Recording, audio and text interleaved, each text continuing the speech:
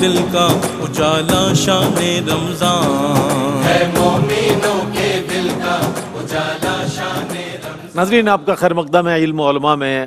روزانہ ہم ایک موضوع کے ساتھ حاضر ہوا کرتے تھے اور کر رہے ہیں یکم رمضان سے لے کر اب تک، لیکن آج جو موضوع ہے وہ موضوع پورا رمضان ہے، اور پورا رمضان اس لیے کہ بقیہ 11 مہینوں میں ہم یہ دیکھتے ہیں کہ وہ رونقیں نظر نہیں آتی، وہ سحر و افطار نظر نہیں آتا، وہ تلاوت اور وہ تسبیحات، وہ نیکی کا جذبہ، وہ لوگوں کے ساتھ بھلائی کا جذبہ اور لوگوں کے ساتھ خیر خواہی کا جذبہ، لوگوں کو کھانے پیش کرنے کا، افطار پیش کرنے کا یا سحر کا انتظام کرنے کا نہیں نظر آتا۔ یہ صرف ماہ رمضان المبارک ہے جس میں ہر جذبہ بیدار نظر آتا ہے، ہر شخص کا جذبہ، مساجد بھری ہوئی نظر آتی ہیں، فجر میں بھی مسجد بالکل بھری ہوئی نظر آتی ہے، عشاء میں بھی، یعنی کہ 5 نمازوں میں۔ یہ جو کیفیت ہے، ماحول ہے، آیا یہ صرف رمضان المبارک تک کیوں ہے؟ اگر روزے نہ بھی رکھ رہے ہوں تو بقیہ نیکیاں تو ہم کر سکتے ہیں اور بحسن و خوبی کر سکتے ہیں، لیکن کیا وجہ ہے کہ صرف ماہ رمضان میں کیا یہ اذان حی علی الصلاح حی علی الفلاح صرف رمضان کے لیے ہے کہ آؤ نماز کی جانب، آؤ فلاح کی جانب؟ تو یہ ہمیں سوچنا چاہیے، اور آج انشاءاللہ اس پر بات کریں گے۔ بقیہ 11 مہینوں میں بھی تو یہی صدائیں بلند ہوتی ہیں۔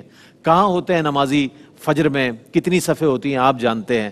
کہاں ہوتے ہیں نمازی اس انداز میں، اس جوش و خروش کے ساتھ، یعنی کہ تراویح بھی پڑھ رہے ہیں، عشاء کی نماز 17 رکعت پڑھ رہے ہیں، 20 رکعت تراویح بھی پڑھ رہے ہیں، اور پوری مستعدی کے ساتھ بقیہ اس جو پارہ پڑھایا گیا ہے اس کے حوالے سے دروس بھی سن رہے ہیں۔ یہ جذبہ جو بیدار ہوتا ہے، پھر ایک دم سے یکم شوال آیا اور جناب وہ جذبہ بھی رمضان کے ساتھ چلا گیا۔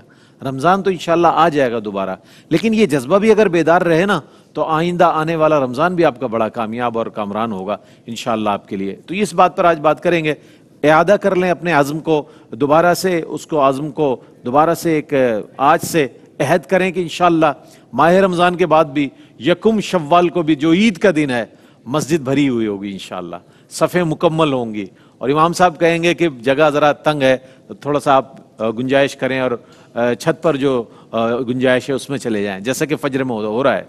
تو یہ جذبہ جو ہے ہمیں بیدار، نیکیوں کا جذبہ اسی طرح ہونا چاہیے۔ ہمارے ساتھ ایک بار پھر موجود ہیں ہمارے انتہائی محترم علماء حضرات، جن سے ہم پورا مہینہ علم کے موتی لوٹتے رہے، اور انہوں نے اپنے وقی مطالعے کی روشنی میں ہر موضوع پر بہت خوبصورت کلام فرمایا۔ جتنے علماء حضرات تشریف لائے میں ان کا صمیم قلب سے شکریہ ادا کرتا ہوں، جو تشریف فرما ہیں، جو اب اس وقت موجود نہیں ہیں۔ قبلہ مفتی محمد اکمل مدنی صاحب عمرے پر ہیں ماشاءاللہ، اور دیگر حضرات علامہ لیاقت حسین ازہری صاحب، علامہ حافظ اویس احمد صاحب، علامہ مفتی سید زیغم علی گردیزی شاہ صاحب، اور علامہ مفتی نورانی صاحب، اور دیگر جو ہمارے ساتھ علماء حضرات، ڈاکٹر عاطف اسلم راؤ صاحب تشریف فرما رہے پہلے عشرے میں۔ تو وہ جتنے حضرات تشریف لائے میں ان کا صمیم قلب سے شکریہ ادا کرتا ہوں کہ آپ حضرات نے بڑی رونق بخشی ہمارے اس رحمت سحر کو۔ اور آج قبلہ مفتی ارشاد حسین سعیدی صاحب تشریف فرمائے۔ السلام علیکم ورحمۃ اللہ وبرکاتہ۔ وعلیکم السلام ورحمۃ اللہ وبرکاتہ۔ اور ایک بہار آئی ہمارے رحمت سحر میں پروفیسر ڈاکٹر محمد احمد قادری صاحب کی صورت میں، اور ماشاءاللہ تشریف فرمائے۔ السلام علیکم۔ وعلیکم السلام ورحمۃ اللہ تعالیٰ۔ آپ کی محبتیں ہیں، اور بہار تو رمضان کی ہے اور سرکار کی ہے، سرکار کی، کیا بات۔ اور علامہ مفتی خرم اقبال رحمانی صاحب تشریف فرمائے۔ السلام علیکم ورحمۃ اللہ وبرکاتہ۔ اور چونکہ یہ وہ حضرات ہیں جن سے سارا سال ہی ہم کسب فیض کرتے ہیں، علم دین کی روشنی حاصل کرتے رہتے ہیں، روشنی پروگرام میں بھی اور دیگر پروگرامز میں بھی، تو انشاءاللہ ہمارا ان کا تو ساتھ اسی طرح رہے گا سارا سال اللہ نے چاہا، لیکن آپ کا ساتھ رمضان میں جس طرح عبادات کے ساتھ تھا اس طرح رہنا چاہیے انشاءاللہ۔ یہ پھر بہت اچھا سفر گزرے گا۔ ہمارے دانیال شیخ موجود ہیں، ماسٹر سمیر موجود ہیں، علی حیدر چوہان موجود ہیں، علی شبیر موجود ہیں، چاروں کو السلام علیکم ورحمۃ اللہ وبرکاتہ۔ اور ان نوجوانوں نے بھی بڑی مستعدی کے ساتھ اپنے ماشاءاللہ عقیدت نظر کی، آپ لوگوں کو دور دراز کا سفر طے کر کے رات کے پہر میں ماشاءاللہ تشریف لائے۔ آپ کا بھی میں ابتدا میں ہی شکریہ ادا کر دیتا ہوں کہ آپ سب کی تشریف آوری سے بہت خوبصورت آپ نے محفل سجائی، تاخراتوں میں بھی اور یہاں پر بیٹھ کر بھی آپ کا بھی میں شکریہ ادا کرتا ہوں، تشریف لائیں۔ یہ شکریہ آخری نہیں ہے، ابھی پہلا شکریہ ہے۔ اچھا، ہم رمضان المبارک کے حوالے سے بات کریں گے۔ مفتی صاحب یہ فرمائیے گا کیا وجہ ہے، ہمیں تو ظاہر ہے نماز روزہ زکوٰۃ حج پوری زندگی جب سے فرض ہوا ہے اور اختتام زندگی تک دیا گیا ہے، یہ ایک پورا سلیبس جو ہے، لیکن کیا وجہ ہے کہ صرف ماہ رمضان میں نیکیوں کا جذبہ، صرف ماہ رمضان میں نماز کی پابندی، صرف ماہ رمضان میں خیر سگالی، صرف ماہ رمضان میں خیر خواہی کا جذبہ، افطار کرانے کا جذبہ، یہ ساری نیکیاں تو ہم بقیہ 11 مہینوں بھی کر سکتے ہیں، آپ کیا کہیے کیوں نہیں کرتے؟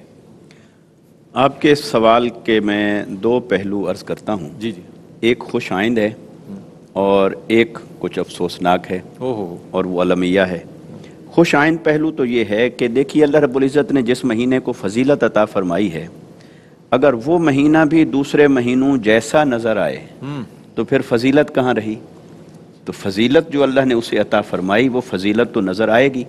اور جب اللہ رب العزت نے یہ اہتمام فرمایا کہ آسمان کے دروازے کھول دیتا ہے، جنت کے دروازے کھول دیتا ہے، جہنم کے دروازے بند کر دیتا ہے، اور اس کا علماء کرام شیاطین کو جکڑ دیتا ہے، اور اس کا محدثین اور علماء نے یہی معنی بیان کیا کہ اللہ تبارک و تعالی جنت کی طرف جانے والے اعمال کو ہمارے لیے آسان بنا دیتا ہے، لوگوں کی توفیقات میں اضافہ کر دیتا ہے، اور برائی کی طرف جانے والے جو جہنم کی طرف لے جانے والے جو برے اعمال ہیں ان کو مسدود کر دیتا ہے. تو جب یہ بات حق ہے تو اس کا امپیکٹ اور اثر بھی سوسائٹی پر نظر آئے گا اور آنا چاہیے. لہٰذا یہ جو اس ماہ مبارک کے اندر نیکی کی بہار نظر آتی ہے اور نظر آئی، نماز کی، روزے کی، عبادات کی، صدقات کی اور حقوق العباد کی، یہ ساری اس اینگل سے دیکھیں تو یہ خوش آئند ہے، اور یہ اللہ رب العزت کی ان رحمتوں کا مظہر ہے کہ اس نے اس ماہ مبارک کو فضیلتوں سے نوازا اور اس کی فضیلت نظر آ رہی ہے.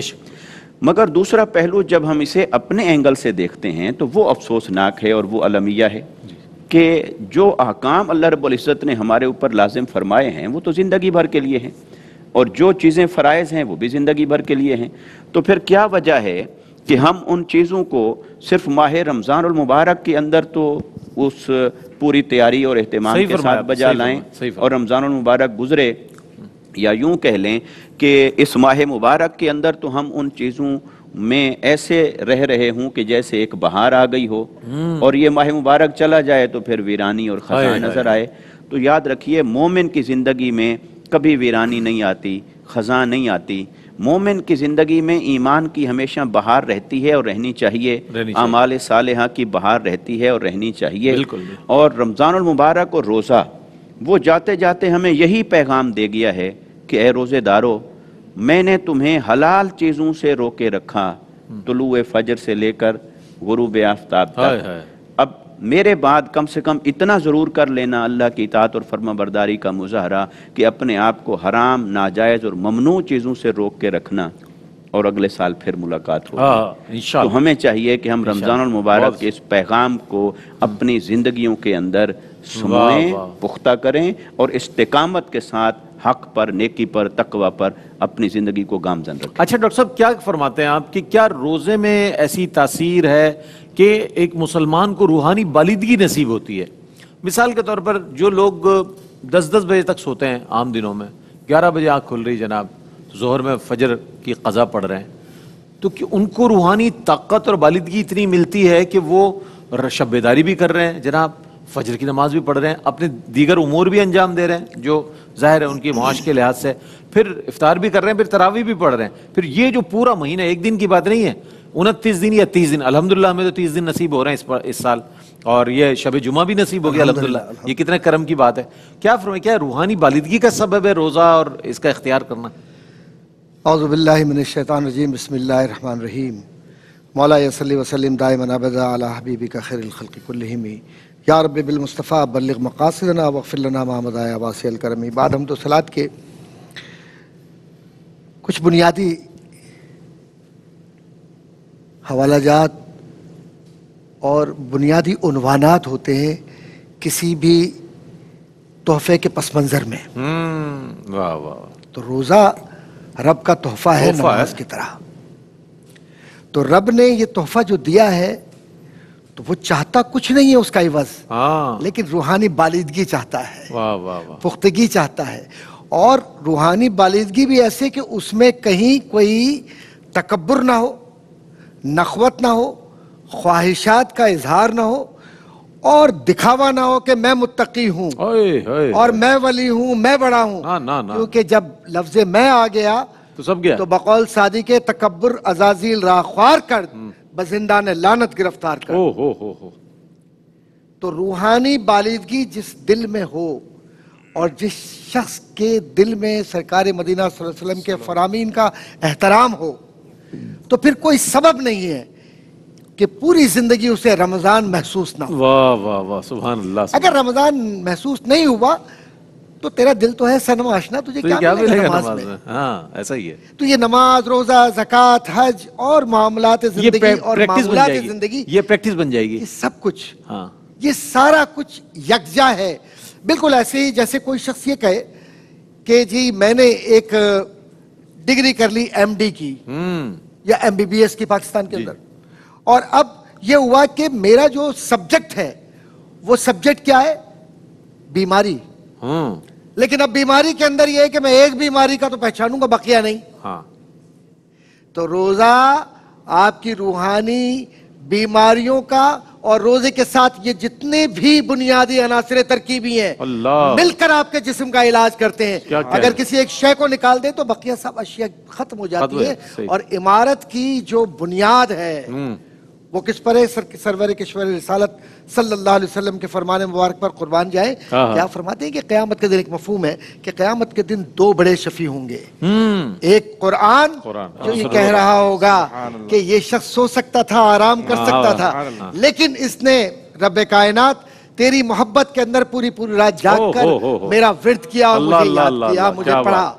اور دوسرا پھر آگے بڑھ کر کہے گا کہ رب کائنات یہ شخص قدرت رکھتا تھا کہ تنہائی میں پانی پی لیتا، کھانا کھا لیتا، یہ شخص سب کچھ وہ کر سکتا تھا، لیکن عوامر اور نواہی کا خیال کرتے ہوئے اس نے مجھے اس طرح سے برتا کہ میری پورے عزت و وقار کا خیال کیا۔ تو تجھے تیری اس سے جبروت کی قسم کہ تو اس کی بخشش عطا فرما دے، مغفرت فرما دے۔ کیا بات، سبحان اللہ۔ یہ روزہ بالیدگی اس طرح سے ہے کہ ایسا روزہ رکھے کہ جو روزہ حجویری نے رکھا، معین الدین چشتی نے رکھا، اور معین الدین چشتی سے آگے چلے ادھر تو سرکار جن کو کہتے ہیں سید الاولیاء سیدنا شیخ عبد القادر جیلانی رضی اللہ تعالیٰ عنہ، تو جب روزہ اس معیار پر آئے گا تو بیعت کا تصور بھی ہوگا، مرشد کا تصور بھی ہوگا، اور علم دین کے حصول کا سلیقہ بھی آئے گا۔ ورنہ یہ ہے کہ پھر روزہ تو رکھ لیا اور روزے کے آثار نہ رہے تو پھر کیا بنے گا؟ یہ اپنے آپ سے سوال کریں۔ اور اگر روحانیت لے لی تو سمجھے مقصد حیات مل گیا، اور قیامت کے دن حضور کی شفاعت کے ساتھ یہ جب دو شفیع کھڑے ہوں گے تو پھر اس کے بعد سوچئے قرآن اپنے آپ کو بول رہا ہوگا، روزہ اپنے آپ پکار رہا ہوگا، اور حضور کہہ رہے ہوں گے اس امتی پہ مجھے فخر ہے، یہ میرا امتی ہے۔ سبحان اللہ۔ روزہ شفیع، قرآن شفیع اور صاحب قرآن شفیع، اللہ اکبر۔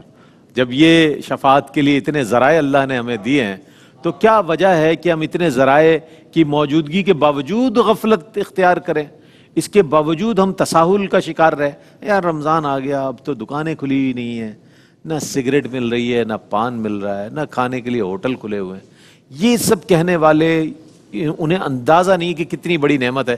ابتدا میں قبلہ مفتی صاحب نے بڑی خوبصورت بات کہی کہ مہمان، اور ڈاکٹر صاحب نے بھی فرمایا کہ مہمان ہے اللہ کا، اور اس مہمان کی قدر کرنی چاہیے۔ جس نے اس مہینے کی قدر نہیں کی اسے آخرت میں اندازہ ہو جائے گا کہ کتنا بڑا مہینہ ہم ضائع کر دیا کرتے تھے اپنے صرف معمولات زندگی کے حوالے سے۔ ایک وقفے کے بعد حاضر ہوں گے، بہت اہم سوالات اس حوالے سے جو ہمیں ایکٹیویٹ کر سکیں انشاءاللہ بقیہ 11 مہینوں میں بھی نیکیوں کی طرف راغب کرنے کے لیے، چونکہ یہ پیغام ہی یہ دے کر جا رہا ہے ماہ رمضان المبارک کہ میں فرض تھا، یا ایھا الذین آمنوا کتب علیکم الصیام کما کتب علی الذین من قبلکم لعلکم تتقون۔ میں فرض تھا، روزہ کہہ رہا ہے، رمضان کہہ رہا ہے میں فرض تھا، میں جا رہا ہوں، نماز نہیں جا رہی کہیں، میں جا رہا ہوں، نیکی کا جذبہ کہیں نہیں جا رہا، میں جا رہا ہوں نماز فجر اسی طرح پڑھنی ہے، میں جا رہا ہوں لوگوں کے ساتھ نرمی اسی طرح کرنی ہے، میں جا رہا ہوں گالم گلوچ نہیں کرنی ہے، میں جا رہا ہوں۔ چونکہ ہم یہ سارے کام اس لیے نہیں کر رہے ہوتے کہ روزہ متاثر ہو جائے گا، اس سے ان تمام چیزوں سے ہمارا ایمان بھی تو متاثر ہو رہا ہے، ہمارے نامہ اعمال بھی تو متاثر ہو رہا ہے۔ یہ ضرور سوچنا چاہیے۔ ایک وقفے کے بعد حاضر ہوتے ہیں، ہمارے ساتھ رہیے گا۔